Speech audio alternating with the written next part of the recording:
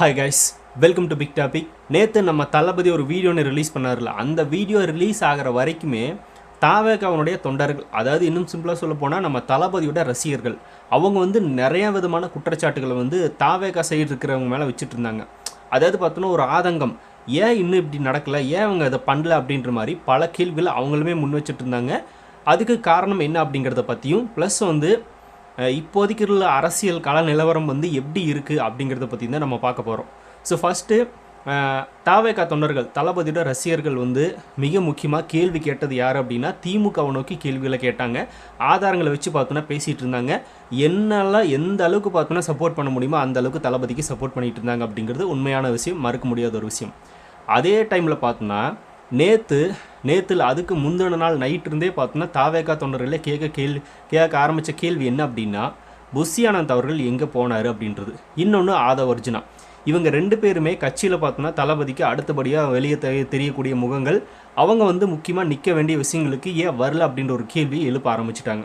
So இது தளபதிக்கு support பண்ணி தான் இந்த கேள்விகளை அவங்க எழுப்புனாங்க. ஏன் அப்படின்னா, தளபதி வெளியே வர முடியாத ஒரு சுச்சுவேஷன், தளபதினால தான் பார்த்தோன்னா இந்த பிரச்சனை நடந்துச்சு அப்படின்ற மாதிரி பல குற்றச்சாட்டுகளை வச்சுட்டு இருக்காங்க.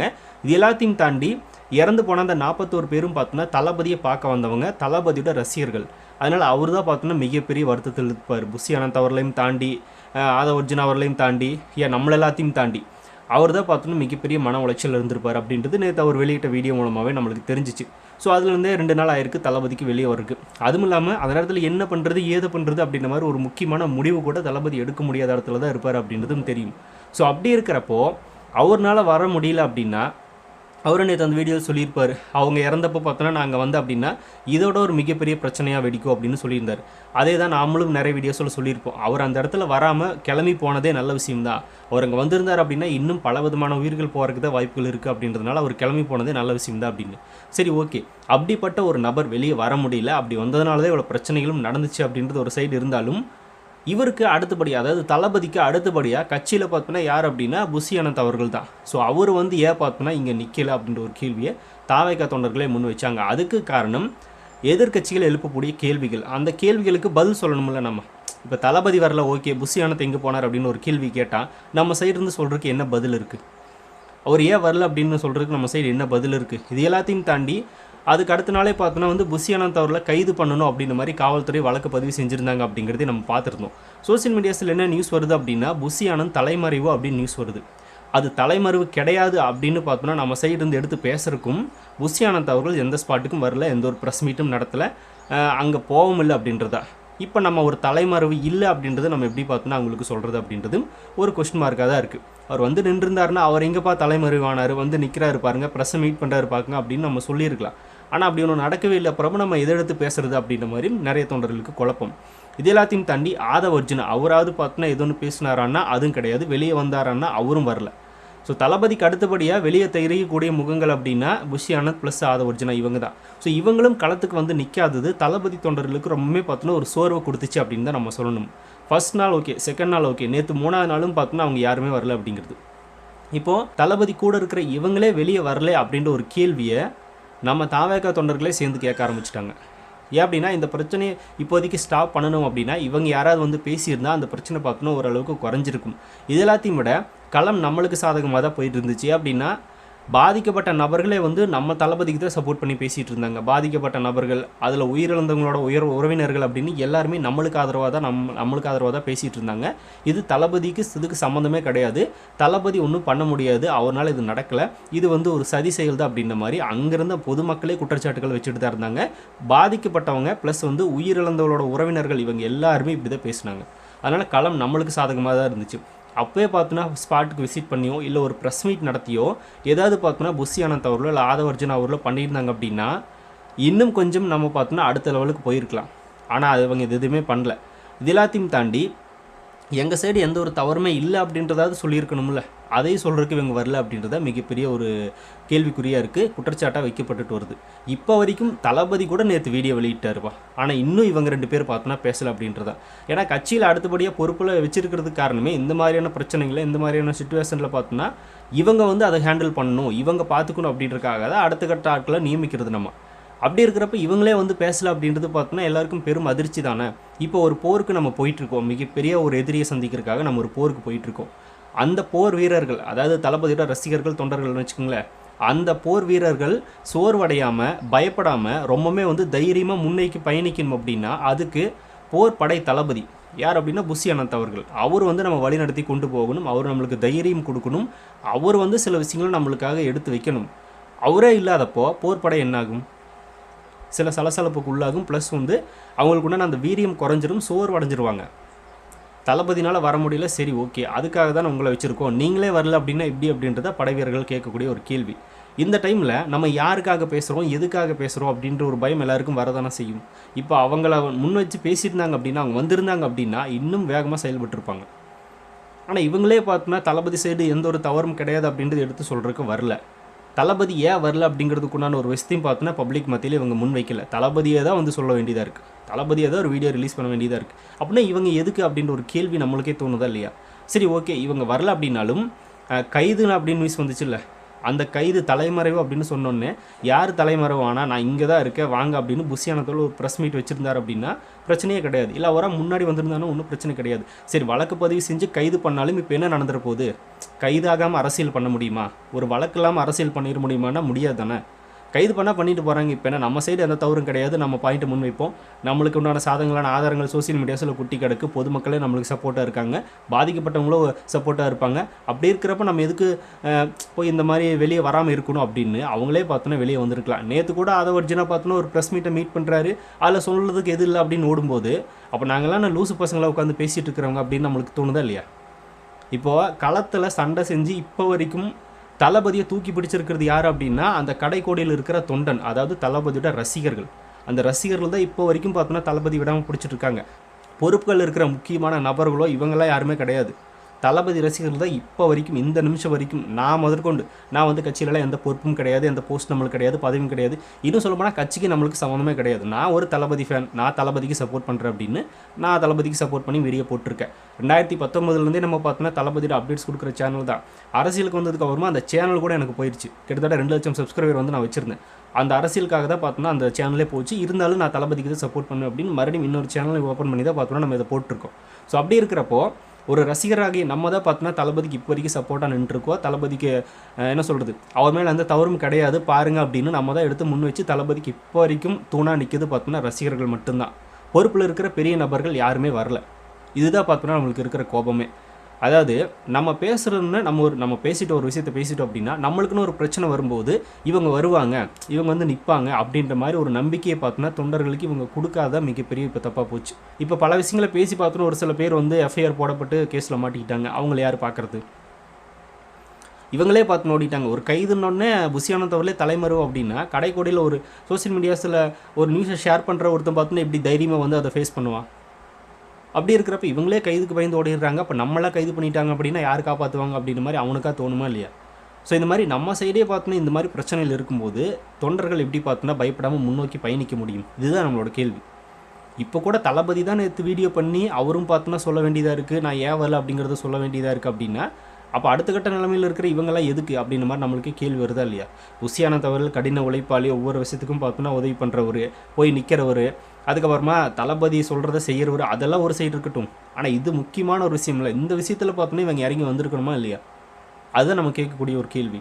நம்ம என்னதான் பார்த்தோன்னா ஆதாரங்கள் எடுத்து எதிர்கட்சிகள் எதிர்த்தரப்பினர் சைடு வச்சாலும் கூட அவங்க வைக்கக்கூடிய கேள்வி இதுதான். இதுக்கு வந்து நம்மளால் என்ன பதில் சொல்ல முடியும்? அதுதான் நம்மளுக்கு இப்போ பிரச்சனை. தலைமறைவு நியூஸ் வருது. யார் தலைமறைவு? தாவேகாலேருந்து யார் தலைமறைவு? நான் வர்றேன் அப்படின்னு புஷி அனந்த் அவர்கள் வந்திருந்தார் அப்படின்னா இப்போ வரைக்கும் அவர் பேசவே இல்லை, எதுவுமே சொல்லவே இல்லை அப்படின்னு தான் நம்மளுக்கு பெரிய ஏமாற்றமாக இருக்குது. இதெல்லாம் பார்த்தோன்னா ஒரு ஆதங்கம் தான். இது கூட பண்ணாமல் பார்த்தோன்னா கட்சியில் எதுக்கு இவங்க அப்படின்னு நம்மளுக்கு தோணுது. இதனால தான் நிறைய தளபதி தொண்டர்கள் இப்போ என்ன சொல்ல ஆரம்பிச்சிட்டாங்க அப்படின்னா இவங்களை நம்பாதீங்க தலைவா, தயவு செஞ்சு நம்பாதீங்க அப்படின்னு சொல்லிட்டு இருக்காங்க.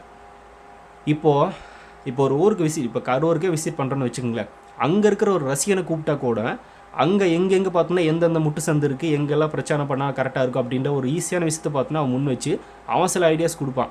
அவங்கக்கிட்ட கூட நம்ம கேட்டுக்கலாம். இந்த மாதிரியான நபர்கள்ட்ட கேட்டு என்ன பிரயோஜனம் அப்படின்ற மாதிரி நம்மளுக்கு தோணுது. இப்போ கட்சிக்கு எனக்கு சம்மந்தம் கிடையாது, நான் உட்காந்து வீடியோ போட்டிருக்கேன். அப்படி இருக்கிறப்போ கட்சிக்குள்ளே இருக்கிற முக்கியமான நபர்கள் பார்த்தோன்னா ஏதோ வந்து வரலை அப்படின்ற ஒரு கேள்வியை முன் வைக்கிறோம்ல, அதுக்கு என்ன பதில் இருக்குது? என்ன காரணத்துக்காக வேணாலும் வராமல் இருக்கலாம் அப்படின்னு சொல்லி பதில் சொல்லலாம். ஆனால் அதெல்லாம் பார்த்தோன்னா இந்த இடத்துல செட் ஆகாது. தளபதி வர முடியல அப்படின்னா அவர் வர முடியாத சுச்சுவேஷன் என்ன காரணமாக இருக்குது, ஏன் இருக்குது, அவர் வர முடியாது, நாங்கள் வந்திருக்கோம் அப்படின்னு இவங்க முன்னாடி நிற்கிறதுக்கு தான் பார்த்தோன்னா இவங்களை நம்ம வச்சிருக்கிறது. ஆனால் இவங்க வராமல் போகும்போது நம்மளுக்கு பார்த்தோன்னா ஒரு பயம் வருதில்ல, நம்ம யாருக்காக பேசிகிட்டு இருக்கோம், எதுக்காக பேசிகிட்டு இருக்கோம், இது ஒரு பிரச்சனைனா எப்படி சமாளிப்பாங்க, என்ன பண்ணுறது அப்படின்ற மாதிரி பல கேள்விகள் வருது. இதுலேயும் இறந்து போனவங்க வேறு பார்த்தோன்னா தளபதி பார்க்க வந்தது இறந்து போனாங்க அப்படிங்கிறது எல்லாருக்குமே தெரிஞ்ச விஷயம் தான்.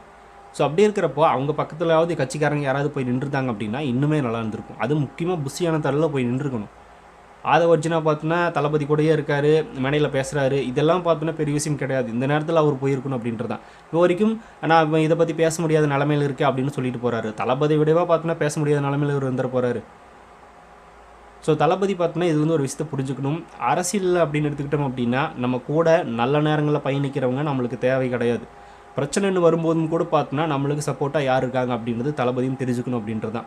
ஏன்னா அவர் ஒரே முகம் தான், அவருக்காக மட்டும்தான் நம்ம சப்போர்ட் பண்ணிகிட்டு இருக்கோமே தவிர சுற்றி இருக்கிறவங்கள நம்பி கிடையாது. அப்படி இருக்கிறப்ப தளபதி பார்த்தோன்னா தனக்கு நம்பிக்கைக்குரியான நபர்கள் தான் வச்சிருக்காரு. புஷியானந்த் அவர்கள் தளபதிக்கு நம்பிக்கைக்குரியான நபர் தான். ஏன்னா இத்தனை வருஷம் பார்த்தோன்னா அவரோட ட்ராவல் பண்ணியிருக்காரு. அதனால இல்லை அப்படின்னா தளபதி எப்போது தூக்கியிருப்பார். ஆனால் அரசியலுக்குள்ளே வந்ததுக்கப்புறமா ஃபஸ்ட்டு இன்சிடென்ட் அப்படின்னா இது மிகப்பெரிய ஒரு இஷ்யூ. அந்த இஷ்யூவில் பார்த்தோன்னா கூட நின்று அதை சமாளிச்சிருக்க வேண்டியது அவரோட வேலை. அவர் அதை பண்ணல அப்படிங்கும்போது நிறைய பேருக்கு தொண்டர்களுக்கு என்ன சொல்லுதுன்னா பயம் வருதுல்ல, இவரே இப்படி போயிட்டாரே, இப்போ நம்ம யாரை நம்பி பேசுறது அப்படின்னு ஒரு பயம் வரும்போது அந்த தொண்டன் பார்த்தோன்னா எப்படி தளபதிக்கு சப்போர்ட் பண்ண முன் வருவான்? இதுதான் கேள்வி. ஆல்ரெடி பார்த்தோன்னா அரசு வேறு கரூரை பற்றி யாராவது பேசினாலே கைது அப்படின்னு பார்த்தோன்னா கைது பண்ணிகிட்டு இருக்காங்க. அப்படி இருக்கிறப்ப எப்படி பார்த்தோன்னா முன் வந்து பேச முடியும்? இந்த மாதிரி பல கேள்விகளை பார்த்தோன்னா தளபதி தொண்டர்கள் கேட்டு தான் இருக்காங்க. சோசியல் மீடியாஸில் போயிட்டு தான் இருக்குது. நேற்று தளபதி வீடியோ ரிலீஸ் பண்ணதும் கூட அங்கே நிறைய பேர் சொன்ன ஒரு விஷயம் என்ன அப்படின்னா, இவங்களை நம்பாதீங்க தளபதி, நீங்கள் கொஞ்சம் ஜாக்கிரதையாக இருங்க, உங்களுக்கு சேஃப்டி இல்லை அப்படின்ற மாதிரி தான் நிறைய பதிவுகள் நம்மளால் பார்க்க முடிஞ்சுது. தளபதியோட தொண்டர்களே இதை மற்ற தரப்பினர் பார்த்தோன்னா ஒரு விவாதமாக வச்சாலும் கூட நம்ம தரப்பு சைடு பார்த்தோன்னா தளபதியோட பாதுகாப்பு கருதி பார்த்தோன்னா ஏதோ சொல்கிறாங்க அப்படிங்கும்போது தளபதி தான் அதை பற்றி யோசிக்கணும்.